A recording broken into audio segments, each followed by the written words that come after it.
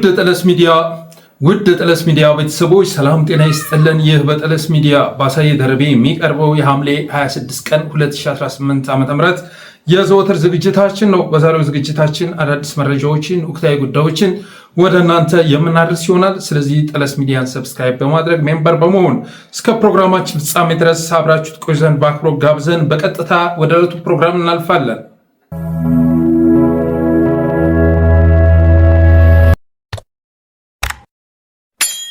ሰሞኑን እንግዲህ በጠለስ ሚዲያም ስንናገር እንደነበረው አብይ አህመድን የሚያስወግዱ የተለያዩ እንቅስቃሴዎች ሲደረጉ ነበር። አብይንና ኦህዴድን በተለያዩ አቅጣጫዎች ሊያስወግዱ የሚችሉ እንቅስቃሴዎች ሲደረጉ ነበር። ያንንም በተመለከተ የደረሰን መረጃ ወደ እናንተ ስናደርስ ነበር። በአሶሳ፣ በሰቆጣ፣ በራያ፣ በአቧላ በተለያዩ ቦታዎች ላይ ማለት ነው። ይሄን የምናገረው አገዛዙን ስለሚያውቅ ነው። በየት አቅጣጫ እየመጡ መሆናቸውን እና የኢትዮጵያ ኃይሎች ማለት ነው በየት አቅጣጫ አብይ አህመድ ላይ ጥቃት ሊሰነዘሩ እየተዘጋጁ መሆናቸውን አገዛዙ የሚያውቅ ነበር። ለዛም ነው ጌታቸው ረዳ ምን ታደርጋላችሁ? አባላ ምንድነው የምታደርጉት? አሶሳ ምንድነው የምታደርጉት?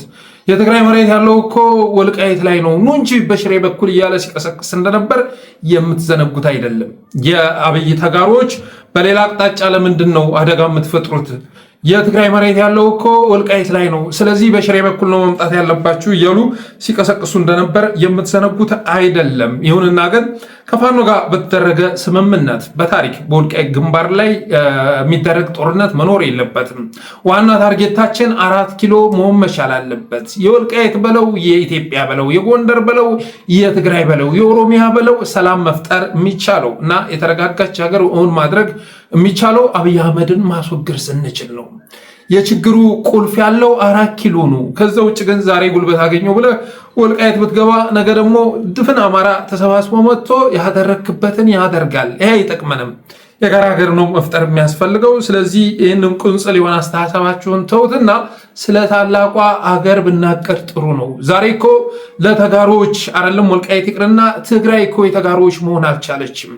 የትግራይ ህዝብ እኮ ክልሉን ለቆ እየተሰደተ ይገኛል። ባህር ውስጥ አሳ እየበላው ይገኛል። በገፍ ኢትዮጵያን ለቆ እየወጣ ይገኛል። ኢትዮጵያ ሲኦል ሆናበታለች። ስለዚህ አገሩን በማስተካከል ፈንታ ዛሬ ሽሬ፣ አክሱም፣ አድዋ፣ መቀሌ መሳሰሉ ከተማዎች የተጋሮች ባልሆኑበት ሁኔታ በትንንሽ ነገሮች መጨቃጨቅ የለብንም በመባሉ የተነሳ ኢላማቸውን 4 ኪሎ ላይ አድርገው ሲንቀሳቀሱ ነበር። አብይ አህመድ ደግሞ ደጀንና ሚሊሻ የሚሆን ህዝብ ቸግሮት ነበር። በተለያየ አቅጣጫ አደጋ እየመጣ ከመሆኑም በላይ ደጀን የሚሆን ህዝብ አለመኖሩ፣ ሚሊሻ ሊሆን የተዘጋጀ ህዝብ አለመኖሩ የመጨረሻ አጣብቂኝ ውስጥ አስገብቶ ነበር። ከዛ እስከ ወልቃይቱ በአደንጋ ተመካከረ። ከወልቃይቱ በአደንጋ ቁጭ አለና ምን ይሻላል? በተለያየ አቅጣጫ እየመጡብኝ ይገኛሉ። ደጀን የሚሆነኝ ህዝብ አጣው። ኦሮሚያ ጉያም ልደበቅ ሞክሬ አልተሳካልኝም። አማራም ተፋኝ። ስለዚህ ምንድነው የሚሻለው በማለት ከወልቃይት በአደንጋ ተመካከረ። ለምን ጦርነቱን በዚህ አምጥተን ከተቻለ አማራን ካልተቻለ የጎንደር አማራን አናሳትፍም የሚል ምክረ ሐሳብ አቀረቡ። ጦርነቱ እነሱ በሌላ ግንባር ነው ጦርነት ሊያውጁ እየሞክሩ ያሉት። ለምን አንቀርማቸውም? ስለዚህ ወደ ሸረሪና አምርተን ትንኮሳ ብንፈጽም አርቢ7 ከኛ ቁጥጥር ውጭ ሆነ መልኩ ከመጣ አንደኛ የጎንደርን ህዝብ ከአንተ ጎን ማሰለፍ እንችላለን፣ ሁለተኛ ፋኖን መበታተንና ጥምረቱንም ማፈራረስ ይቻለናል። ስለዚህ ይህንም ብናደርግ ይሻላል የሚል ምክረ ሐሳብ አቀረቡ። ከዛ ሰፊ ዝግጅት ሲደረግ ከከረመ በኋላ ትናንትና አነጋግ ላይ ትንኮሳ ፈጸሙ ማለት ነው። አርሚ7 ላይ ትንኮሳ ፈጸሙ። ይህም በተመለከተ የደረሰ መረጃ እንደዚህ ይላል።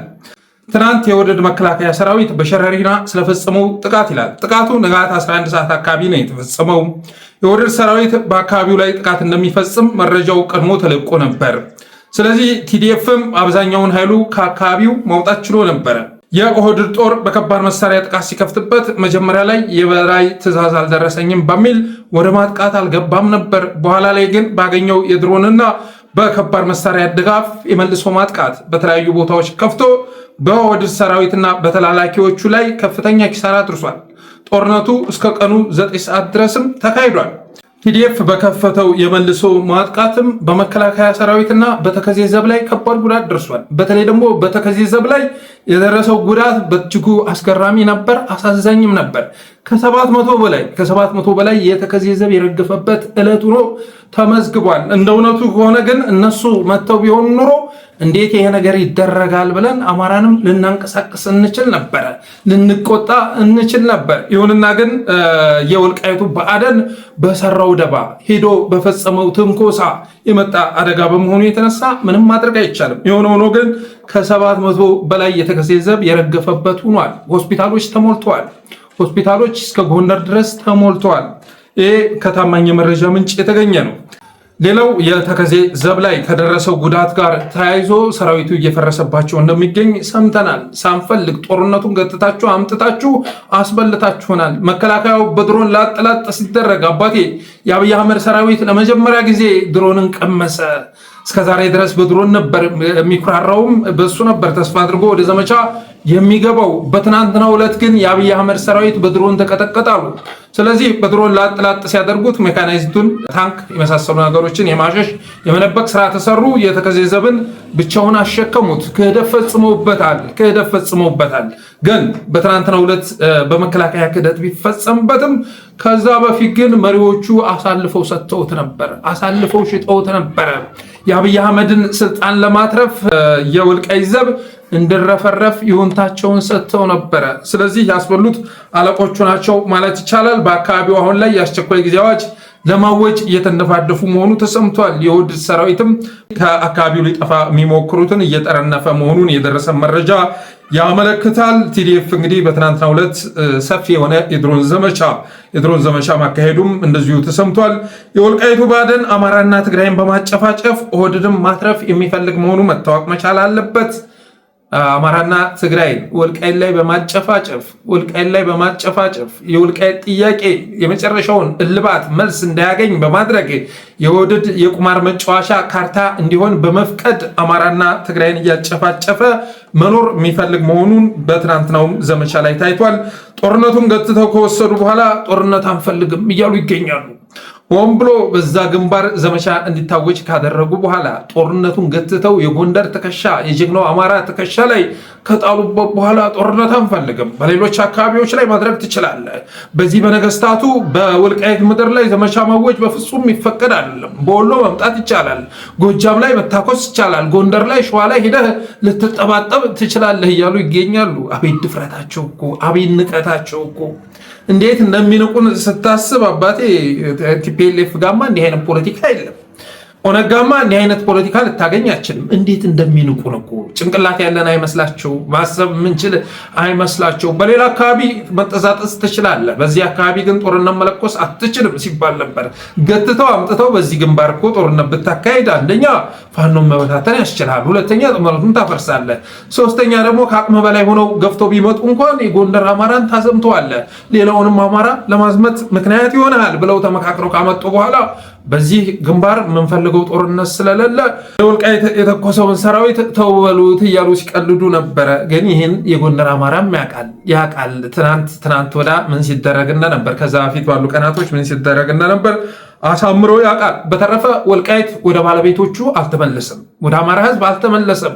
ይህም በተደጋጋሚ የምናገረው ነው። እንዴ ወልቃይትማ መነካት የለበትም ምናምን ይባላል። አልተመለሰም ነው የምልህ። ከህወሓት መዳፍ ወጥቶ ወደ ኦህዴድ መዳፍ ነው የገባው። ወልቃይት ቢመለስ ኖሮ ፋኖ ወደ ሌላ አቅጣጫ ባልተመለከተ ነበረ። ወልቃይት የአማራ ጥያቄ መልስ አግኝቶ ቢሆን ኖሮ ፋኖ ወደ ሌላ አካባቢ፣ ወደ ሌላ ኮሪደር፣ ወደ ሌላ በር ፍለጋ ባልተንቀሳቀሰ ነበር። ያ ኮሪደር ቢፈቀድለን ኖሮ አጋር እንሁን አብረን እንስራ ሲባል ዞር በል። ምክንያታዊ ትግል አይደለም እያደረግ ያለው። ኦህዴድን ልትነካ አትችልም። ጠላትህ ህወሓት ነው ብያለሁ፣ ህወሓት ነው ብያለሁ። ጥፋ ከዚህ አካባቢ ትመጣና ትቀምሳለህ ባይባል ኖሮ ሌሎች አካላት ጋር ሄዶ ስለ አጋርነት አያወራም ነበር። አሁን ባለው ሁኔታ እኮ ወልቃይት ላይ ካለው ብአዴን ይልቅ ትግራይ ይቀርባል እኮ ለአማራ ህልውና ትግል። ይሄን አታውቅም? ትግራይ ሄደህ አብይ አህመድን ብትሳደብ ይሸልሙሃል አባቴ። ወልቃይት ሄደህ የአብይ አህመድን ስም ብታነሳ ይለመጥጡሃል፣ ይመቱሃል። አሁን ላይ ትግራይ ሄደህ ስለ አብይ አህመድ ስለ ኦህዴድ ብታወራ እሱ እኮ የኛም ጠላት ነው ይሉሃል። ከዚህ በላይ መቀራረብ አለ እንዴ? ወልቃይት ሄደህ አብይ አህመድ ጠላት ነው ብትል ሄድ የወያኔ ተላላኪ ብለው ጥቃት ይፈጽሙብሃል። እና በእኔ አስተሳሰብ አብይ አህመድን አጋር ብሎ ከተቀበለ አማራ ይልቅ አብይ አህመድ ጠላት ነው የሚል ትግሬ፣ አብይ አህመድ ጠላቴ ነው የሚል ኦሮሞ ወዳጄ ነው፣ አባቴ አጋሬ ነው፣ ወንድሜ ነው የምልህ። የእናቴ ልጅ ቢሆን እንኳ ሩቅ ነው ለኔ። አብይ አህመድን መንግስት ብሎ የሚቀበል ከሆነ አብይ አህመድን ኢትዮጵያን እያተረፈ ያለ መሪ ነው ብሎ የሚያስብ ከሆነ ወንድሜ ቢሆን እንኳ እንደ ጠላቴ ነው የምቆጥረው። ባልንጀራዬ ቢሆንም ባላንጋራዬ ብዬ እፈርጀዋለሁ። ስለዚህ አማራነት ብቻ ሊያቀራርበን አይችልም። አማራዎች ሁነን በአማራነት ከመዘን እኮ ብአዴንም እኮ አማራ ነው። ብአዴን ጋር እያታኮሰን ያለው እኮ አብይ አህመድ መንግስት ነው፣ ወዳጅ ነው፣ አጋር ነው። ስለዚህ አርፈ ተገዛ፣ አርፈ ተጨፍጨፍ በመባሉ የተነሳ ነው ወገኔን እያወደመ ያለውን አገር አልባ ያደረገንን ከስራ ገበታ የሚያፈናቅለንን የሚያሳድደንን መኖሪያ ያሳጣንን አገዛዝ እሱን መንግስት ብለህ የምታንዘፋዝፍ ከሆነ አማራ ብትሆን እንኳ ለእኔ ሩቅ ነህ። ከአንተ ይልቅ አብይ አህመድ ጠላት ነው ብሎ የሚያስብ ተጋሩ፣ የሚያስብ ኦሮሞ፣ የሚያስብ ሲዳማ የአማራ ወዳጅ ነው፣ የአማራ ወንድም ነው ብዬ አስባለሁ። በተረፈ ግን እነዚህ ሰዎች አብይ አህመድን አብረን እንታገል ሲባሉ እሺ ቢሉ ኖሮ ዛሬ ፋኖ ሌላ ቦታ ላይ ልታገኘው አትችልም ነበር። በተረፈ ወልቃይት ወደ አማራ ቢመለስ ኖሮ ከሰሊጥ የሚገኘው ገንዘብ ጸረ አማራ የሳይበር አርሚ አይደራጅበትም ነበር። ዛሬ በዛ የሰሊጥ ምርት በሚገኝ ዶላር የተደራጀውን የሳይበር አርሚ ተመልከተው እስኪ። ጠዋት ላይ የሚፈትንህ እሱ ነው፣ ማታ ስተኛ የሚፈትንህ እሱ ነው፣ አማራነትን ካልከፋፈልኩ እያለ 24 ሰዓት የሚቧጥጠው እሱ ነው። ስለዚህ ወልቃይት ቢመለስ ኑሮ፣ ወደ አማራ ቢመለስ ኑሮ ከሰሊጥ የሚገኘው ገንዘብ ጸረ አማራ የሳይበር አርሚ አያደራጅም ነበር እና ያለው መንበርን ከጀርባ ሆኖ አይደግፍም ነበረ። ያ ሊሆን የቻለው ወደ አማራ በመመለሱ የተነሳ ነው። ጸረ አማራዎች መዳፍ ውስጥ በመግባቱ የተነሳ ነው እንጂ የአማራ ክንዶች ይደገፉበት ነበረ። እነ ሳሙኤል ባለድልን እነ ባየቀናውን እያሳደደ እነ አያሌው ቅንጭሬን ሲደግፍ አይገኝም ነበር። ኦህዴድ ጋር አጋር የሚፈጥር ካድሬ አታይም ነበር። ወልቃይት ወደ አማራ ቢመለስ ኖሮ እንደ ማንኛውም አካባቢዎች ላይ ጸረ ኦህዴድ ትግል ንቅናቄ ይቀጣጠል ነበር። ያ ያልሆነው ለምንድነው ከተባለ ከህወሓት መዳፍ ወጥቶ ኦህዴድ መዳፍ በመግባቱ የተነሳ ነው። ወልቃይት ወደ አማራ ቢመለስ ኖሮ የአማራን የህልውና አደጋና የህልውና ዘመቻ ይቀላቀል ነበር። ትግላችሁ ምክንያታዊ አይደለም እያለ የሴረኞችን እቅድ ሲያሳካ አታገኙትም ነበር። ትናንት ምክንያታዊ ብሎ ባወጀው ዘመቻ ላይ የተከዜ ዘመን አስጨፍጭፎታል፣ አስበልቶታል፣ በድሮን ሳይቀር አስመትቶታል። በነገራችን ላይ አብይ አህመድ ላጥ ነው ያለው። በቃ አልታሰበ ድሮን መጥቶ ጠቅ ሲያደርገው የአብይ አህመድ ሰራዊት ላጥ ብሎ ከአካባቢው ተበታተነ። የተከዜ ዘብ ግን ከጀርባ በመከላከያም ጥይት ይመታ ስለነበረ ግብ ከመቅጠም ውጭ አማራጭ አልነበረውም። የአብይ አህመድ ከራማ የተገፈፈበት ዕለት ሆኗል። የአብይ አህመድ ድሮኖች፣ ጣዖቶች ሲከሰከሱ አይተን ነበር በሱዳን ምድር፣ ኤርትራ ድንበር አካባቢ። በትናንትናው ዕለት ደግሞ የአብይ አህመድ ሰራዊት የድሮን ጥቃት እንዴት እንደሚለበልብ፣ እንዴት እንደሚያቃጥል፣ እንዴት እንደሚያነድ፣ እንዴት እንደሚያሳርር ማየት ችሏል። ሌላው ወልቃይት ወደ አማራ ቢመለስ ኖሮ እና አርበኛ ዘመነ ካሴንና ሄኖክ አዲሴን ሲያግዝ እንጂ ሲያወግዝ አይታይም ነበር። 24 ሰዓት ዛሬ ወንድሞቻችን ላይ ዘመቻ የሚከፍቱ ሚዲያዎችን ያደራጀው ማን ነው ካልክ የወልቃይቱ ብአዴን ነው። ለአማራ ጸጋ እንጂ አደጋ አያመጣም ነበር። እስካሁን ድረስ ወልቃይት ተመለሰ ከተባለበት ጊዜ አንስቶ አማራ እንደ አማራ ያገኘውን ጸጋ ልትነግረኝ ትችላለህ? ምድሩን ተጠቀመበት፣ ኮሪደሩን ተጠቀመበት። የሚገኘው ሀብት ለአማራ ጠቀመ ወይስ አማራን እየወደመ ነው የሚገኘው? ለአማራ አልጠቀመ፣ ለጎንደር አልጠቀመ። ሚዲያውም ላይ ጦር ሜዳውም ላይ እየበታተነን ያለው የወልቃይቱ ብአዴን ነው አባቴ። ይሄ ቢመርህም እውነት ስለሆነ ነው የምናገረው። እንደ አማራ ለመደራጀት ስናስብ አፍራሽ ሆኖ የሚከሰተው ወያኔ በፈጠረው የብሔርተኝነት አስተሳሰብ ጠባብ በረት ውስጥ አማራ ይደራጅም ይሉሃል። ወያኔን ከማመሰግንበት ነገር አንዱ አማራ ክልልን በመፍጠሩ ነው። አማራ ክልልን ያንን በማድረጋቸው አመሰግናቸዋለሁ። የተቆራረጠ ነገር ቢሆንም ቢያንስ እንኳ ጎንደርን፣ ጎጃምን፣ ወሎን፣ ሸዋን በሚያሰባስብ መልኩ ያንን በማድረጋቸው አመሰግናቸዋለሁ። በግሌ እንደ በፊቱ ትተውን ቢሆን ኖሮ አስበዋል ሊከሰት የሚችለው ኦህዴድ በዛ ደረጃ ቢያገኘን፣ ወሎ እንደሆን፣ ሸዋ እንደሆን፣ ጎንደር እንደሆን ቢያገኘን ምን ሊከሰት እንደሚችል አስበዋል። ዞሮ እንደ አማራ ልትደራጅም ስታስብ ቻሌንጅ ይዘው የሚመጡት እነዚህ ኃይሎች ናቸው። በኢትዮጵያዊነት ብለህ ሌሎች ኃይሎች ጋር ለመስራት ስሞክርም አጋር እንምረጥልህ፣ ወዳጅ እንምረጥልህ ብለው የሚመጡት እነዚሁ ናቸው። ስለዚህ ዋጋ እያስከፈለን ይገኛል። የራሱን ጥቅም እያግበሰበሰ አማራውን ግን ዋጋ እያስከፈለው ይገኛል። ለዚህ ምክንያቱ ደግሞ ወልቃይት ወደ አማራ ባለመመለሱ የተነሳ ነው። በወልቃይት የተደራጀውን የሳይበር አርሚ እስቲ ገምግመው። ገምግመውማ ከክልሉ ውጭ ያለው አማራ ላይ የሚፈጸመው ጥቃት ለሱ ርዕሱ አይደለም። ስለ አዲስ አበባ ጉዳይ አዲስ አበባ የኦሮሚያ ብትሆን፣ የሲዳማ ብትሆን፣ የሶማሌ ብትሆን ከአማራ ቢነጠቅ፣ አማራ ቢፈናቀል፣ ቢባረር ግድ አይሰጣቸውም። የዜጎች መታገት አሊዶሮ ላይ እንደዚህ ሆነ ምናምን የሚል ርዕስ በፍጹም ግባ አቀንጭራ ገጽ ላይ ግባና ተመልከት። እዚህ ቦታ ላይ አማራዎች ታገቱ የሚል ዜና ልታገኝ አትችልም። እንደዚህ አይነት ዜና ካገኘህ ጥቃቱ የተፈጸመው ባህር ዳር ላይ ነው ማለት ነው። ባህር ዳር ላይ ነው ማለት ነው። ከዛ ውጭ ኦሮሚያ ላይ አሊዶሮ ላይ የሚፈጸም እገታ መተሃራ ላይ ምናምን ርዕስ አይደለም። የአርሲ እልቂት አያሳስባቸውም። በአማራ በሃይማኖቱ የተነሳ የሚፈጸምበት ጥቃት ለእነሱ ግድ አይሰጣቸውም። በአማራ ምድር በድሮን የሚጨፈጨፉ ንጹሃን ጉዳይ አያሳስባቸውም። አንዱንም የአማራ አጀንዳ አይጋሩም። አባቴ አንድም የአማራ አጀንዳ አይጋሩም። ሌላውን ተውና ሊጋሩ ይቅርና አማራ ከወልቃይት ውጭ ጥያቄ መኖር የለበትም ብለው የሚያምኑ ናቸው። አንዳንድ ጊዜ ሳስበው የኛ ማንነት ወልቃይትነት ነው ወይስ አማራነት ብዬ ጠይቃለሁኝ። እኔ እስከሚገባኝ ድረስ ወልቃይቴም ሲታገል የነበረው አማራ ነኝ ብሎ ነው። ከዛ ውጭ ግን ወልቃይቴ ነኝ ብሎ ሲታገል የነበረ አማራ አላስታውስም። ወልቃይት አማራ ነው ብሎ ሲታገል ነው እኔ የማውቀው። እና እነዚህ ሰዎች አስተሳሰብ ግን ሳስበው ጥያቄያችሁም ወልቃይት ነው፣ ማንነታችሁም ወልቃይትነት ነው ብለው የፈረዱብን ሁሉ ይመስለኛል። ባህር ዳር ላይ ትግል ማቀጣጠል፣ አማራንና ፋኖን መከፋፈል፣ ኦህዴድን ማገልገል፣ አማራዎችን የሚያበትል አጀንዳ ማቀበል የሰሊጥ ፖለቲከኛው የዕለት ከዕለት ክንውን ነው። ሁሌም የሚሰሩትን አይታችሁ ከሆነ ባህር ዳር ላይ ትግል ማቀጣጠል፣ በጎንደርና በጎጃም መካከል ክፍፍል የሚፈጥር ትግል ማቀጣጠል፣ አማራንና ፋኖን መከፋፈል፣ ኦህዴድን ማገልገል፣ አማራዎችን የሚያበትል አጀንዳ ማቀበል የእነዚህ ሰዎች የተለመደ ተግባር ነው። ያም ሆኖ ግን ፋኖ በወልቃይት አልተደራደረም። በዚያ ግንባር ዘመቻ አይታሰብም ብሏቸው ነበረ። ገትተው አመጡት እንጂ የወልቃይቱ ብአዴን ተደራድሮ ገትቶ አመጣው እንጂ አብይ አህመድ ጋር ተነጋግሮ አመጣው እንጂ ፋኖ በታሪክ በዛ ግንባር ላይ የሚታወጅ ዘመቻ ሊኖር አይችልም።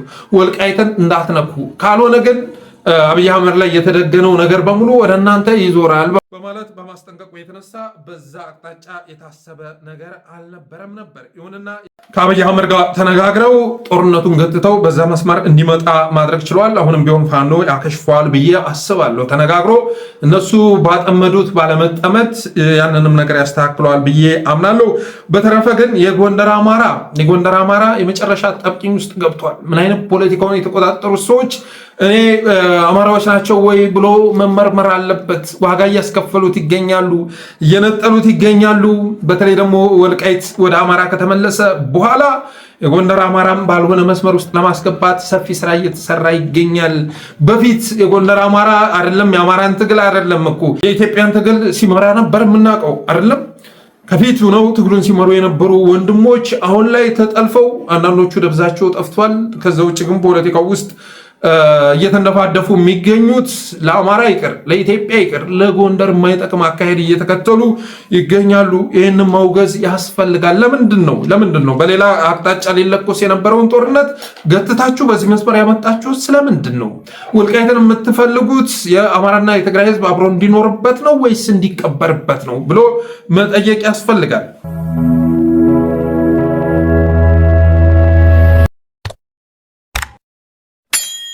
ሌላው እንግዲህ አብይ አህመድ ትናንትና በድሮን ሲቀጠቀጥ በድሮን ሲመታ የጀመረውን ዘመቻ አቋርጦ ሰራዊቱ ቢበታተንም ግን በሌሎች ኃይሎች በኩል ግን የታቀደው ነገር ተጠናክሮ ቀጥሏል ይላል ለጠለስ የደረሰው መረጃ። አብይ አህመድ ብዙ አስቦ ብዙ አቅዶ ጦሩን ካዘመተ በኋላ ያላሰበው አጸፋ ሲያጋጥመው የጀመረውን አቋርጦ ወደኋላ ቢያፈገፍግም ግን በፋኖ በኩል በጥምረቱ በኩል የታሰቡ ነገሮች ተጠናክረው እንደሚቀጥሉ ሰምተናል። አርበኛ ዘመነ ካሴ አፋር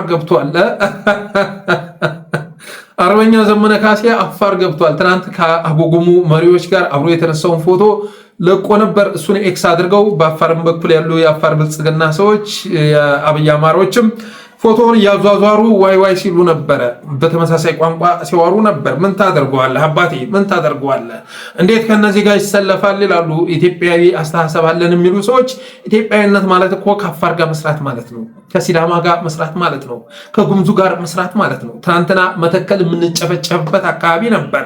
ዛሬ ወደ መተከል ብታመራ በአርበኛ ዘመነ ካሴ የሚመራ ኃይል ታገኛለህ አባቴ፣ ታገኛለህ። መተከል የምንጨፈጨፍበት ኃይል ነበር እስከዛሬ ሲመረትበት የነበረው ዛሬ አማራን የሚታደግ ኃይል የሚቀፈቀፍበት ቀጠና ሆኗል። ይሄ ነው ኢትዮጵያዊነት አስተሳሰብ። ይሄ ነው ከአፋሩ ጋር፣ ከጋምቤላው ጋር፣ ከቤኒሻንጎሉ ጋር፣ ከኦሮሞ ጋር፣ ከትግራዩ ጋር አብሮ መስራት መቻል ነው።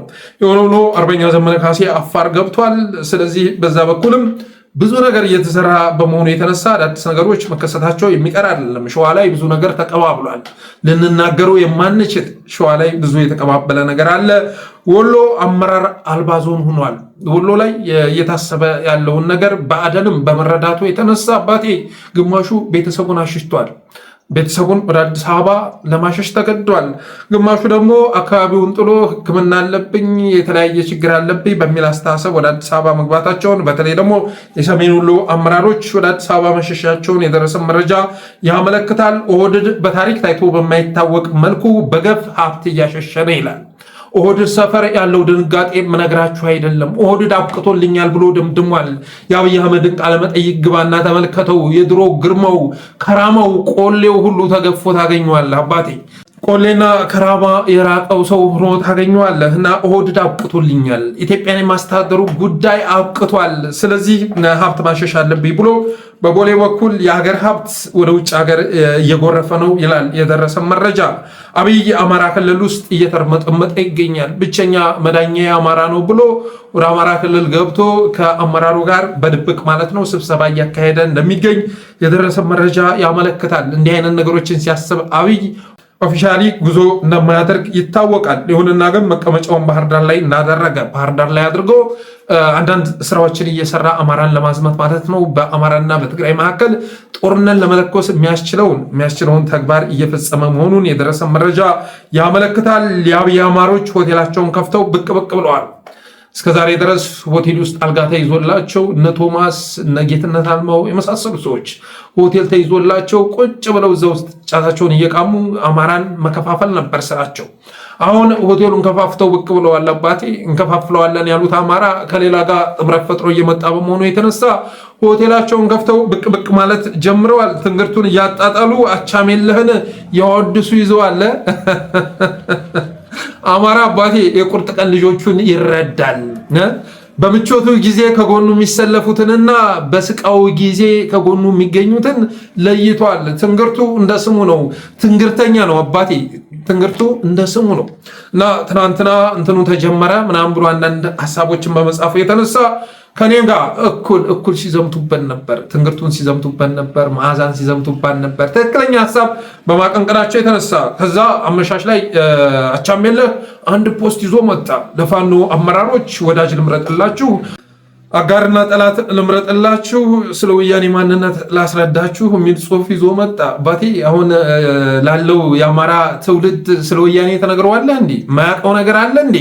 ምን አይነት ድፍረት ነው? ለናጅሮች አጋርና ጠላት ልምረጥላችሁ ብሎ መምጣት ምን አይነት ድፍረት ነው? እስከዛሬ የት ነበርክ? ወልቃይት ላይ ያለው ብአዴን ከኦህዴድ ጎን ተሰልፎ አማራን ሲዋደም የት ነበርክ? ከሁመራ የሚነሳ ድሮን አማራውን ሲደበድብ የት ነበርክ ብለን እንጠይቃለን። 3 ዓመት ሙሉ አማራ ሲጨፈጨፍ ፈገግ ብለህ ምቹ ወንበርህ ላይ ቁጭ ብለህ መጽሐፍ እያነበብክ ነበረ። ዛሬሳ አማራ ከባድ የሆነ እንቅስቃሴ እያደረገ መሆኑን ስትረዳ ኦህዴድን ለመታደግ ያቀደ አርቲክል ይዘህ መጣ። ተገቢ አይደለም፣ ትክክል አይደለም። ዛሬ ያለውን ትውልድ ልታታልለው አትችልም፣ ልትሸነግለው አትችልም። የ15ኛ የ16ኛ ክፍለ ዘመን ታሪክ እያመጣህ የምትዘበዝበው ለምንድን ነው? የ15 የ16ኛ ክፍለ ዘመንን ጥፋት ውድመት እየፈጸመ ያለውን አገዛዝ በጨነቀው ሰዓት ላይ መጥተህ የምትታደገው ከሆነ እነዛ የምጽፋቸው አርቲክሎች ምንድን ነው ጥቅማቸው? ያለፈውን ታሪክ አጥርተህ የምታቅሰው መሆንህን ማንም አይክድም። ብቃትህን ማንም አይክድም። አቻሜለህ ታምሩ ከማደንቃቸው የአማራ ኤሊቶች መካከል አንዱ ነው። ቀዳሚ ብዬ ማስቀምጠው ሰው ነው። ይሁንና የታሪክ እውቀት ግን ለዚህ ዘመን አልበጀም። በዚህ ዘመን የሚፈጸመውን ነገር የምትመለከት ብትሆን ኑሮ ከሁሉም በላይ ሊወገድ የሚገባው ኦህዴድ መሆኑን ተረዳ ነበር። አሁን 3ኛ ዙር ጦርነት ከየትኛውም ኃይል ጋር እንዲፈጸም እያደረገ ያለው ማን ነው? ቁማርተኛው ኦህዴድ አይደለም እንዴ? ትናንትና አፈፍ አድርገው ከራያ ወደ ፕሪቶሪያ ይዞት የሄደው በወቅቱ ሌላ ዙር ጦርነት ይካሄዳል ማለት ነው። ተው፣ ይሄ ነገር አይጠቅምም። ወደ ፕሪቶሪያም መሄድ ካለበት ደግሞ አማራውም ይወከል፣ ከኤርትራም በኩል መወከል ያለበት ይወከል። ምክንያቱም ጦርነቱ ውስጥ ገብተው ፓርቲሲፔት እንዲያደርጉ ተደርገዋል። ስለዚህ አማራን ሲያጣላ ከከረመ በኋላ ኦህዴድ ብቻውን ለምንድን ነው ወደ ፕሪቶሪያ ሄዶ የሚነጋገረው? የአማራ ወኪሎችም አብረው መሄድ አለበት ሲባል ዛሬ ወያኔ የሚሉት ኃይሎች ጀነራል ተፈራ ዶክተር ደሳለኝ አማራን አይወክልም ወይ ወያኔ ልታተርፍ ነው? አብንማ መግለጫ ሁሉ አወጣ። ወያኔ ማትረፍ አይቻልም የሚል መግለጫ ሁሉ አወጣ። ስለዚህ በእነሱ መስመር ውስጥ ገብቶ አቻምየለህ ታምሩ ትናንትና ያጋራው ሀሳብ የመጨረሻ ውዳቂ ሀሳብ ነው ማለት እወዳለሁ። አፋብሎች እኮ ከአንተ በላይ ትናንት ከህወሓት ጋር ሲታኮሱ የነበሩት እኮ እነሱ ናቸው።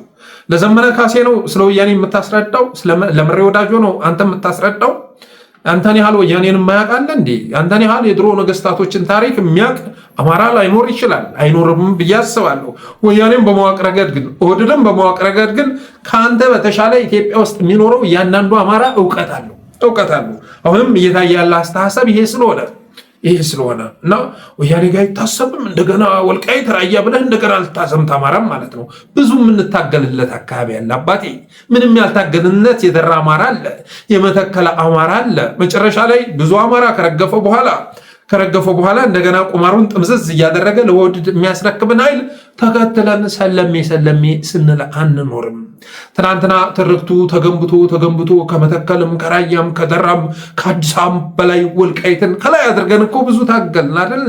ብዙ ታገልን። ወንድሞቻችን እስር ቤት ገቡ። መስከረም አበራ ከታሰረችበት ኮዝ መካከል ቀዳሚው ወልቃይት ነው። ዶክተር ወንደሰን ከታሰረበት ኮዝ መካከል ቀዳሚው ወልቃይት ነው። እነዚህን ሰዎች አስታውሷቸው ያውቃል? የወልቃይቱ ባዕደን ጠይቋቸው ያውቃል? በታሪክ አያውቅም።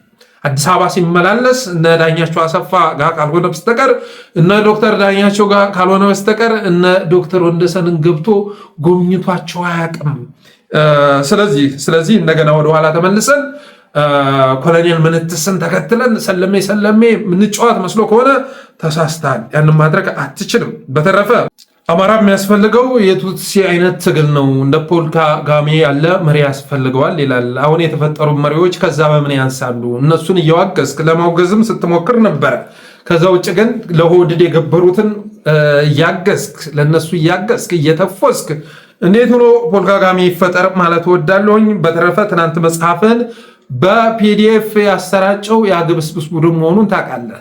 ሰኔ 15 እንዲህ አድርገሃል በማለት ስለ ወልቃይት የጻፍከውን መጽሐፍ በፒዲኤፍ እንደለቀቁት የምትረሳው አይመስለኝም። በሌሎች ኬዞችም ላይ ተመሳሳይ አይነት ክደት ነው የፈጸሙት።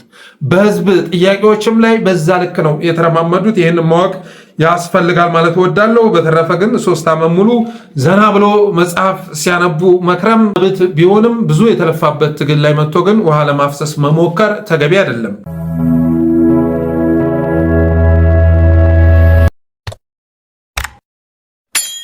ሌላው እንግዲህ ኦህዴድ አጣብቂኝ ውስጥ በገባበት ሰዓት ላይ እነ ሞገስ ዘውዱ ኤርሚያስ ለገሰን ተክተው ሲከሰቱ አይተናል። ብዙ ጊዜ በጠለስ ሞገስ ዘውዱ ስነግራችሁ ነበረ። አባቴ ከነዚህ ሳያጌና በላይ ከነ ኤርሚያስ ለገሰ በላይ ተረበሸ ነው የምላችሁ።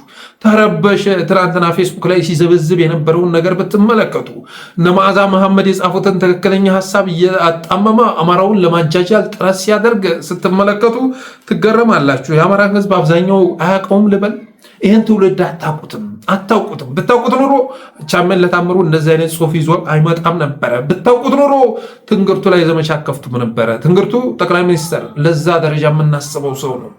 ትንግርቱ አማራን የሚወክል ሊቅ ነው። ስለዚህ እነ ትንግርቱ ያለ ሰው ላይ ዘመቻ የምከፍቱት የእናንተን ሀሳብ የሚያቀነቅኑትን ደግሞ የምትደግፉት ትውልዱን ስለማታውቁት ነው፣ አማራውን ስለማታውቁት ነው። እና ትናንትና በጻፋቸው ነገሮች ብዙዎቹ ሞገስ ዘውዱ የኢትዮጵያኒስት አስተሳሰብ ያለው ጸረ አገዛዝ ትግል የሚያደርግ የሚመስላቸው በሙሉ ማንነቱን ማየት ችለዋል። በተረፈ የአብይ አማሮች 40 ሴራ ቢጠነስሱም የሚያተርፉት አብይ ሊኖር አይችልም። 40 ሴራ ትጠነስሳለህ፣ ግን አብይ አህመድን ልታተርፉ አትችልም። የሚፈርስ ጥምረትና አንድነት አይኖርም። አባቴ ከቀጠናው ኃይሎች ጋር የተጀመረው ጥምረት ሊፈርስ የሚችል አይደለም። አፋብንም ቢሆን አንድነቱን አፈርሳለሁ ብለህ አቅደህ ከሆነ በፍጹም የሚሳካ አይደለም። በተረፈ ተከዜ ዘመን አታስጨርሱት ማለት እንወዳለን። አታስጨርሱት ስንል ወልቃይትን አትጠብቁ እያልን አይደለም። እናንተ ወደ እነሱ እየሄዳችሁ አታስጨርሱ። እነሱ አልመጡባችሁም። ይህን አሳምራችሁ ታውቁታላችሁ። ትናንትና 700 ሙት አካል የተረከባችሁት ወደ እነሱ ሂዳችሁ ነው። የወድድን ህልም ልታሳኩ፣ የአብይ አህመድን ዙፋን ልትጠብቁ ስምሪት ስለሰጣችሁ ነው። ስለዚህ የተከዜ ዘመን ቢሆን አማራ ነውና ባታስጨርሱት መልካም ነው ማለት እንወዳለን። ማንነታችን ደግሞ አማራ ነው። የወልቃይትን ማንነት አማራ መሆኑን መረዳት ያስፈልጋል። ከዛ ውጭ ግን ሰፊውን ህዝብ በትንሽ ማዕቀፍ ውስጥ ቋጥረህ ልታስቀምጠው አትችልም። በታሪክ አትችልም። አሁን ላይ የወልቃይትን ኬዝ እንደገና በመቀስቀስ አይደለም ድፍን አማራን ይቅርና የጎንደር አማራን ልታሰልፍ አትችልም። በታሪክ አትችልም። ምክንያቱም የጎንደር አማራ እኮ ዋጋ እየከፈለ ነው፣ እየተሰቃየ እኮ ነው። እነ ሆሰናይ አዲስ አበባ ላይ ተበልተው እኮ አስከሬን አልተሰጠውም። እነው ባንተ ስንት ጀግኖችን አጥቷል። ቢያንስ እንኳ ከአንድ ወር በፊት 120 130 ፋኖ እኮ ነው አይደለም ከበባ ውስጥ ወርቆ የተበላው። ያንን ጥቃት የፈጸመው ወያኔ አይደለም፣ ሸኔ ነው፣ ብልጽግና ሸኔ ነው አይደል? እና አማራ አሸነፍን እኮ ከ120 ፋኖ ጋር ቀረጣጥፎ የበላው ኦህዴድ ነው። በወንድሞቻችሁ ደም ላይ ተረማምዶ መሄድ ትክክል አይደለም። እና አርበኛ መሳፍንት እና አርበኛ ደረጀ በላይ ልጆቻችሁን ገብራችኋል። ልጆቻችሁን ደግሞ የቀሟችሁ ወያኔዎች አይደሉም። ሐቁን ተቀበሉ። ስለዚህ ከኦህዴድ ጋር መሰለፍ አባቴ ለአጭር ጊዜ አካውንት ላይ ገንዘብ እንድታገኝ ሊያደርግህ ይችላል። ግን የምታገኘው ጥቅም ደግሞ ያለፈ ታሪክህን የወደፊት ስምህን የሚበክል መሆኑን ማወቅ ያስፈልጋል።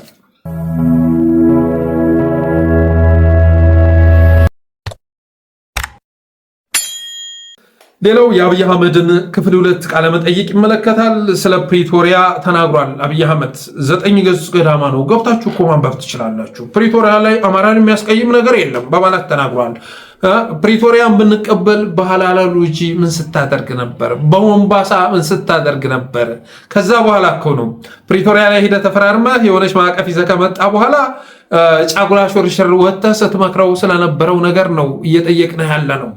እና ያንን ደግሞ የቲፒኤልኤፍ መሪዎችም ሲናገሩት የነበረ ነው። በወቅቱም ደግሞ ሚስጥሩ አፈትልኮ ወጥቶ ነበር፣ በባዕዳን ሰዎችም አማካኝነት ወጥቶ ነበር።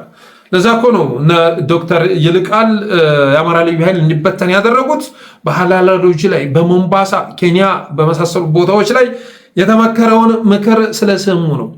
ይህንን ማወቅ ያስፈልጋል። አብይ አህመድ ግን 9 ገጽ ገዳማ ነው፣ ገብታችሁ ታነቡት ትችላላችሁ። በዛ ላይ እኮ ደመቀ ነው የመራው።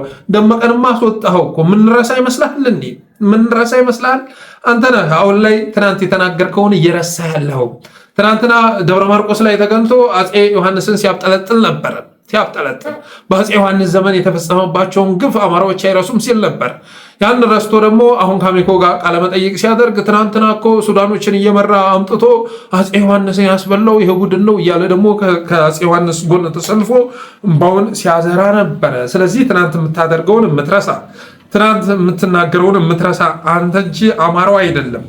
ሌላው ከታሪካዊ ጠላት ጋር የጀመሩት ያልተቀደሰ ጋብቻ አይጥ ስትጠግብ ስታበዛ ሩጫ ሄዳ ታሸታለች የድመት አፍንጫ ብለው ከበደ ሚካኤል እንደተናገሩት እንደገጠሙት ነው በማለት ተናግሯል። ይህን ግጥም ያሸመደደው ዳንኤል ክብረት ነው። ብዙ ጊዜ ከበደ ሚካኤል በነገራችን ላይ 2 አይነት ስም ያላቸው ሰው ናቸው። በገጣሚነታቸው ብቻ ሳይሆን በባንዳነትም የሚነሱ ሰው ናቸው። ከበደ ሚካኤል አይደለም እንዴ? እና የከበደ ሚካኤልን ግን ከሚያደንቁ ሰዎች አንዱ ዳንኤል ክብረት መሆኑ ይታወቃል። እሳቸውም አይጥ፣ ቀበሮ፣ ጤንቻል፣ ነበር ምናምን እያሉ በግጥም መልክ ቢሆንም ተረት ማውራት ስለሚወዱ እሳቸውን መጽሐፍ እያነበበ እየሸመደደ እንዳደገ ማወቅ ይቻላል። ይህን ግጥም ያሸመደደው ዳንኤል ክብረት ነው ብዬ አምናለሁ። የሆነ ሆኖ ግን አይጥ ስትጠግብ ስታበዛ ሩጫ ሄዳ ተሸታለች የድመት አፍንጫ። ድመት የተባሉት ንስር የተባሉት ሱዳኖች እና ህዋቶች ኤርትራውያን ናቸው። አይጥ የተባለው ደግሞ ፋኖ ነው። የድመት አፍንጫ የሚያሸት ጠግቦ የተባለው ፋኖ ነው። እና አብይ አህመድ ችግራችንን እንዲረዳ፣ ጥያቄያችንን እንዲረዳ፣ የትግል ምክንያታችንን እንዲረዳ የምንፈልገው ሰው አይደለም። ለዛም ነው አብይ አህመድ ካልተወገደ በስተቀር ኢትዮጵያ ከችግሯ ልትወጣ አትችልም የምንለው። ስለዛ ነው ደንቆሬ የሆነ ናርሲሲስት የሆነ ሰውዬ ወደ ስልጣን መምጣቱን ስለተረዳን ነው። ስለዚህ በዛ መልኩ ነው የአማራን ትግል የገለጸው። የአማራ ህዝብ እንደ ህዝብ በጠላትነት የፈረጀ ፈርጆቱ የኖረ ማን ነው አለ። እነዚህ ኃይሎች ከታሪካዊ ጠላቶቻችን ጋር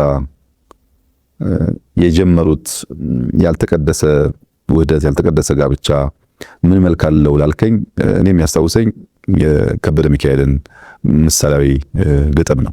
ትናንት ከነዚህ ኃይሎች ጋር በነበረ ትብብር ኢትዮጵያ በዘመናት ታስተዳድር የነበረውን ቀይ ባህር አጥታ የጂኦግራፊ እስረኛ የሆነችው በነዚህ ኃይሎች ጋር በነበረ ትስስር ነው። ከነዚህ ኃይሎች ጋር የተደረገውን ትብብር ጥቅምና ጉዳት ለመመዘን አንዳንድ ጉዳዮች ብቻ አስታውሰህ ጠይቀህ ከገመገምክ ሁኔታው ምላሽ ያገኛል። የአማራ ህዝብ እንደ ህዝብ በጠላትነት ፈርጆ የኖረው ማን ነው? የአማራን ህዝብ በድርጅቱ ጽሁፎች፣ ሰነዶች እንደ ጠላት አስቀምጦ እታገለው ያለው ኃይል ማን ነው? የአማራን ህዝብ እንደ ህዝብ በትግል ዘፈኖቹ፣ በፖለቲካ ሰነዶቹ ህዝብን በሚከፋፍል አንዱን ገዢ፣ አንዱን ተገዢ፣ አንዱን በዳይ፣ አንዱን ተበዳይ በሚያደርግ መንገድ የትርክት ስብራት ያልነውን የሐሰት ትርክት ብሔሮች ከብሔሮች ጋር የተጋመዱ የተዋሃዱ አብረው የኖሩ የተጋቡ ሳይሆኑ አንደኛው ያጠፋው አድርጎ የሳለው አሁን የምናየው ጥንቅጥ የፈጠረው የምን ፖለቲካ ውጤት ነው? የአማራን ህዝብ በድርጅቱ ሰነድ ላይ በማኒፌስቶ ላይ ጠላት ብሎ እንደ ህዝብ እታገለዋለሁ ያለው ማን ነው? በትግል ዘፈኖቹ አንዱን ገዢ ሌላውን ተገዢ እያደረገ ሲያስወግዘውና ሲያስጠቃው የነበረው ማን ነው? ቲፒኤልኤፍ አይደለምን በማለት ሲጠይቅ ተሰምቷል። አብይ አህመድ የአማራ አክቲቪስት አደረግነው እኮ አብይ አህመድን የአማራ አክቲቪስት አደረግነው። የኢትዮጵያ መንግስት እያለ ራሱን ሲጠራ የነበረው አማራ ላይ ምራቁን ሲተፋ የነበረውን ሰውዬ አባቴ አውርደን ከከፍታው ፈጥፍጠን የአማራ አክቲቪስት አደረግነው። ከዚህ በላይ አሸናፊነት አለ እንዴ? ከዚህ በላይ አሸናፊነት አለ? ራሱን ቆልሎ የነበረው አባቴ አዲስ አበባ አገር ብሎ አዲስ አበባ ላይ ቁጭ ብሎ ጸረ አማራ ንግግር ሲያደርግ የነበረውን ጠቅላይ ሚኒስትር አውርደን የአማራ አክቲቪስት አደረግነው። ስለዚህ የአማራን ህዝብ እንደ ህዝብ በጠላትነት የፈረጀ ማን ነው? መስከረም አበራ ስትናገር የነበረውን ነገር ጎበዜ ሲሳይ ሲናገር የነበረውን ዶክተር ወንደሰን ሲናገር የነበረውን ነገር አምጥቶ የአማራን ህዝብ እንደ ህዝብ በጠላትነት የፈረጀው ማን ነው? የአማራን ህዝብ በሰነድ በማኒፌስቶ ታገለዋለህ ያለው ማን ነው? በትግል ዘፈኖች ውስጥ አንዱን ገዢ ሌላውን ተገዢ ያደረገው ማን ነው? በማለት ሲጠይቅ ተሰምቷል። እኛ ደግሞ ሌላ ጥያቄ እናንሳ። አኖሌን ያስተከለው ማን ነው? ማን ነበር አስተባባሪው? አብይ አህመድ አይደለምን? ስልጣን ከያዘ በኋላ እንኳን ወራቦሌ ያለ የሚቀጥል ዘፈን በአየር መንገድ በኩል ስፖንሰር አድርጎ አማራዎች ላይ የሚዝተው አማራዎች ላይ የሚፎክረው ጸረ አማራ ስንኞችን የሚያቀነቅነው ማን ነው? ኦህዴድ አይደለምን? ኦህዴድ አይደለም ወይ? በወቅቱ የነበረ ነገር በዛ ይቀጥላል ማለት አይደለም። ህዋቶች ጋር የነበረውን ነገር የምንረሳው አይደለም። ማኒፌስቶዋን ጭምር እያመጣን ብዙ ጊዜ ስንሰራባት ነበር በተለያዩ ፕላትፎርሞች ላይ። ግን ጠላት እንደሆነ ደግሞ መኖር የለብንም። ተማርን እኮ ከትናንት ተማርን። ሁለታችንንም ልታጠፋን ተዘጋጀህ፣ ልትበላን ወሰንክ። ስለዚህ በየቀኑ መደብደብ ስለሌለብን፣ በተራ መውደም ስለሌለብን፣ በድሮን በሀገር ሀብት በተገዛ ድሮን መጨፍጨፍ ስለሌለብን ህልውናችንን ማትረፍ አለብን። ችግራችንን የነበረንን ችግር ፈተን ህልውናችንን ማትረፍ አለብን ብለን ተነጋገርን ነው እያልን ያለ ነው። ትናንትናማ በማኒፌስቶ በምናምን ብቻ አይደለም፣ በክላሽ በሚኒሸር በሱኪ ሁሉ ተለባለብን እኮ። አጨፋጨፍከን፣ አጠፋፋህን እኮ። ያ መቀጠል የለበትም፣ ታሪክ መለወጥ አለበት ብለን ግን ዛሬ ወሰን። ለዚህ ምክንያቱ ደግሞ አንተ ነህ። ዛሬ ጽምዶን በለው ምንም በለው እንዲፈጠር ያደረግከው አንተ ነህ። ግብፅ መታ ኢትዮጵያን እንድትከብ ያደረግካት አንተ ነህ። ሁሉን ነገር ትናንት ከኤርትራ ጋር ያደረግከውን ነገር ትረሳለህ እንዴ? ትናንትና ከኤርትራ ጋር ያደረግከው ነገር ይዘነጋል? ማን ነው እያስታጠቃችሁ ያለው? ከጀርባ ያለው ሱዳን፣ ኤርትራ ምናምን ብለህ ልትቀሰቅስ ትሞክራለህ እንዴ? አንተ ማለት እኮ በዛ በጦርነት ሰዓት ላይ ወደ ጀኔራል አልቡርሃን ደውለህ ናና አልፋሽጋን ተቆጣጠራትማ፣ በዚህ አጋጣሚ ተቆጣጠርና ለኤምቢዜድ ወይም ደግሞ መሐመድ ቢን ዛይድ አሳልፈ ስጥልኛል። ጉደኛ ፍጥረት እኮ ነው። አንተ ማለት እኮ ጋምቤላን ለደቡብ ሱዳን በደቡብ ሱዳን ታጣቂ ያስወረድክ ጉደኛ ሰው እኮ ነህ። አንተ ማለት እኮ የኤርትራን ሰራዊት ሰብስበህ ራስህ ሀገር ላይ ያዘመክ ጉደኛ ሰው እኮ ነህ። መንግስታቶቹን አመራሮቹን ሰብስበህ አምጥተህ አዲስ አበባ ላይ ያለህን ድሮን ስታስጎበኝ የነበርክ ጉደኛ ሀገር እኮ ነህ። ዛሬ እኮ አየር ኃይሉን ለኤሚሬትሶች እኮ ለቀህላችኋል፣ አስረክባችኋል እኮ። አንተ አይደለም የምትቆጣጠረው አይደል? ድሮኑን ሁሉም ነገር የሚቆጣጠሩት እኮ አየር ኃይሉን የሚቆጣጠሩት ኤሚሬትሶች መሆናቸው ይታወቃል። ዛሬ እኮ ኢትዮጵያ እያደረገችው ያለው ጦርነት እኮ የኤሚሬትስ ጦርነት ነው። ሰሜኑ ላይ እየተፈጸመ ያለው ጥቃት፣ ሱዳን ውስጥ ገብተህ የምታተራምሰው እኮ አልፋሽቃ መልሱ ብለህ አይደለም። በአባይ ጉዳይ አይደለም እኮ የምትታኮሰው። ሱዳንን ገብተህ የምታወቀው እኮ ቅጥረኛ ሆነ ነው። ቢሊዮን ዶላር ተቀብለህ ነው። እና እንዲህ አይነት መሪ ስለ ባንዳነት ምናምን ለማውራት ሲያስብ አንደበቱ እንዴት እንደሚታዘዘው አላቅም። በተረፈ አኖሌን የተከልከው አንተ ነህ። እዚህ ከተማ ከፍተኛ የሆነ ጸረ ኦሮሞ ኃይል አለ፣ የኦሮሞ ጥላቻ አለ እያልክ የአዲስ አበባ ሕዝብ ላይ ጣትን ስቀስር የነበርክ አንተ ነህ። የኢትዮጵያ መንግስት ተብለህ ተቀምጠህ ሳለ በዚህ ደረጃ ትግራዮች ላይ የጥላቻ ንግግር ማድረግ ክልክል መሆኑን አታቅም? ሐራም መሆኑን አታቅም? የጥላቻ ንግግር ማድረግ እኮ የተከለከለው አማራ ላይ ብቻ አይደለም፣ ኦሮሞ ላይ ብቻ አይደለም፣ ተጋሩም ላይ እንደዚህ አይነት ነገር ማድረግ ተገቢ አይደለም። ትናንትና ህወሓቶች በአማራ ላይ አድርገውታል ያልከውን ነገር እኮ ዛሬ አንተ በተጋሮዎች ላይ እያደረግከው ነው፣ በትግራይ ላይ እያደረግከው ነው። የቀንጅብ ጁንታ ምናምን ፍረጃ በማምጣት ትግራይን ለማጥፋት እኮ 24 ሰዓት እየተጋ ነው። አማራ ላይ እኮ በርካታ ጥላቻ ስታዝረበርብ የነበርከው አንተ ነህ። የአዲስ አበባ ህዝብ ላይ ትናንት ወለጋ በሄድክበት ሰዓት ላይ የተናገርከውን ንግግር የምንረሳ ይመስላል? ሰሜኖች ስልጣንን ሊቀሙ እየመጡ ነው እያልክ ስለፈልፍ ነበር። ነገ አሁን የታሰበ ነገር አለ። በወርሃ ነሐሴ ሰማይና ምድሩ ይገለባበጣል። በጣም ከባድ ነገር እየመጣ ነው። ያኔ ደግሞ ምን አይነት ጭንብል ለብሰህ እንደምትመጣ አሳምረን እናውቃለን። ተነስ፣ የኦሮሞ ህዝብ ማለት ተነስ፣ ከከተማ ጠራርጋ አስወጣ እያልክ ስትቀሰቅስ ትገኛለህ። ስለዚህ ስልጣን ከያዘ በኋላ ወራቦ ላይ የሚል ዘፈን በኢትዮጵያ አየር መንገድ በኩል ስፖንሰር ያደረግከው አንተ ነህ። አዲስ አበባ መግባት አትችሉም ያልከን አንተ ነህ። በዛ ዘፈን አማካኝነት አንዱዓለም ጎሳን ከእስር ቤት ያስወጣኸው አንተ ነህ። ከእስር ቤት ያስወጣኸው ብዙ መረጃዎች እያሉ እነዛ መረጃዎች ሁሉ ወደ ጎን አድርገህ አማራ ላይ ባቀነቀናቸው ዘፈኖች የተነሳ ከእስር ቤት እንዲወጣ ያደረግከው አንተ ነህ ማለት እንወዳለን። በተረፈ የአማራ ህዝብ ባንዳዎቹን ይሰብስብ በማለት የተናገረው ነገር አስቂ ነው። የአማራ ህዝብ የባንዳነት ታሪክ የለውም። የባንዳነት በተለይ ደግሞ ወደ ስልጣን ከመጣ በኋላ በመሪዎች ታሪክ ውስጥ በአብይ አህመድ ልክ ባንዳ ሆኖ የተገለጸ የለም። የኢትዮጵያን ብሔራዊ ጥቅም አሽቀንጥሮ የሚረስ ቅጥረኛ ሆኖ ቀጠናውን የሚያተራመስ የራሱን ሀገር የሚያፈራርስ የመጨረሻ አስመሳይ ሰው መሆኑ መታወቅ መቻል አለበት ማለት እወዳለሁኝ። በተረፈ ባንዳዎቹን ይሰብስብ ሲል ብአዴኖችን እያለ ከሆነ ትክክል ነው። የአማራ ህዝብ ባንዳዎች ብአዴኖች ናቸው። ለአብይ አህመድ የሚላላቁት ብአዴኖች ናቸው። ደግሞ የምኒልክና የጎበናን ታሪክ ሲያመጣ ነበር። አማራ እኮ ጎበና ሆኖልህ ነበር። አማራ እኮ ጎበና ብቻ ሳይሆን ፈረሱን ሆኖልህ ነበር እኮ፣ እየተጋለበልህ ነበር። በትዊተሩ ዘመቻ እያቀጣጠለ ዲያስፖራው ገንዘብ እያዋጣ ወጣቱ ጦር ሜዳ ላይ እየዘመተ ጎበናን ሆኖልህ ነበር እኮ። አፄ ምኒልክን ጎበናን ሲያሰማሩት የታየው ወደ ገበረው ህዝብ አይደለም አይደለ? ከጎናቸው ወደ ነበረው ህዝብ አይደለም፣ ወደ ሌላው ወደ አመፀው ነበር ሲያሰማሩት የነበረው አይደል እንዴ? አንተሳ ከጎን የነበረውን ህዝብ መልሰህ ማውደም ፈለክ፣ ጎበናን መግደል ፈለክ። ይሄን ያደረከው ከጎንህ የነበረውን ህዝብ በወቅቱ ስታታኩሰው ከከረምኩ በኋላ ከሌሎች ጋር ስታታኩሰው ከከረምኩ በኋላ ባንዳዎች ስትላቸው የነበረ የቀንጅብ እያልክ ስጠራቸው የነበረውን እነሱ ጋር ታረክና እነሱን ይዘህ አማራ ላይ መዝመት ፈለክ። ስለዚህ የምኒልክና የጎበናም ታሪክ ማንሳቱ በእጅጉ አስቂ ነው ማለት እወዳለሁ። ሌላው ስለ አርሲ እልቂት የተናገረውን ተመልከቱ። ትርክቶች እንዴት ባልሆነ መንገድ እየተተረኩ ትንሹ ነገር ትልቅ እየተደረገ እንደሚቀርብ ተመልከቱ በማለት የአርሲውን ጥቃት ሲያነሳው ሰማን። ትናንት እንደነገርኩ ነው 3 ነው የተገደለው፣ ሌሎቹ 8 ነው፣ 8ቱ የጸጥታ ኃይሎች ናቸው በሚል ንግግር የአርሲውንም ኬዝ ለማድበስበስ ጥረት ሲያደርግ ነበር። በሚቀሰቀስ በዚህም በዛም ወገን ቁርሾ የሚቀሰቀስ መንገድ የሚሄዱበት ሁኔታ አለ። የቅርቡ የአርሲውን አንስቼዋለሁ። የሞቱት ኃይሎችና የተነገረበት መንገድ ያለው ሁኔታ ሶሻል ሚዲያው የሚፈጥረው ውዥንብር አለ። ሰው ጉዳዩን እስኪረዳ ድረስ በዚያ መንፈስ ለማየት እና ወደ ጥፋት መንገድ እንዲያመራ እንዲባባስ ለማድረግ የሚያስችሉ ነገሮች ይፈጠራሉ። ሁለተኛው ይሁንና ከሳምንት በፊት በወጣው በኢሰመጎ ጥናት እንኳ በ4 ዓመት ውስጥ 458 ኦርቶዶክሳውያን ተገድለዋል። ይሄ ግን ለአብይ አህመድ ርዕስ መሆን የሚችል አይደለም። ፖለቲካ ለመስራት ተብሎ ያለመጠን ተለጥጦ የሚቀርብ እንጂ በቂ አይደለም። ለወሬ የሚበቃ አይደለም። 458 ኦርቶዶክሳውያን መጨፍጨፍ ርዕስ አይደለም። በተረፈ ጎንደር ኦሮሞ ነው፣ ጎጃም ከኦሮሞ ተዋልዷል፣ አዲስ አበባ ፊንፊኔ ናት፣ ወሎ ተቀላቅሏል ከኦሮሞ ጋር፣ ሸዋ ተዳቅሏል እያለ ይነግረሃል። አባዱላም ይነግርሃል፣ አብይ አህመድም ይነግርሃል።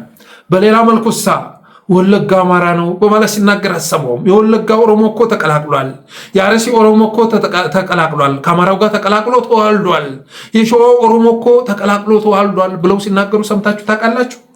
ይኸው እንደዚህ አይነት ንግግር ሲያደርጉ ኢትዮጵያዊነትን እያቀነቀኑ ይመስላል። በፍጹም አይደለም። ኦሮማይስት የማድረግ ሙከራ ነው። አማራውን ኦሮማይስት የማድረግ ሙከራ። ሰሞኑን ያመጧን ነገር አለች ንግግር ማለት ነው። ዘ ኤርትራናይዜሽን ኦፍ ትግራይ ዘ አማራናይዜሽን ኦፍ ኢትዮጵያ እያሉ የሚያነበንቡን ነገር አለ። አሁን ላይ ግን አማራ ካልሆንሽ ተብላ የተጨነቀች ኢትዮጵያ የለችም።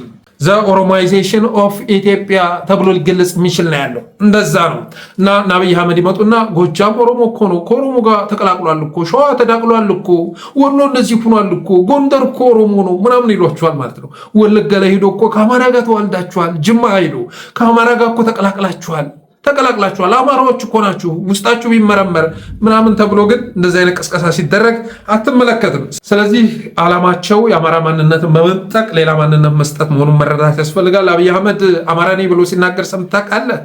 አማራ ነኝ ብሎ ሲናገር አማራ ባይሆን ስልጤ ነኝ ይባላል። ስልጤ ነኝ ብሎ ሲናገር ልሰማው አትችልም። ምክንያቱም ከዛ በኩል እንዲተፋ ስለሚያደርገው እንዴ ሙሉ ለሙሉ እንትን አይደለም እንዴ የሚል ቅሬታ ስለሚያመጣበት። ሽመልስ አብዲሳ ሚስቱ አማራ ነች ይባላል።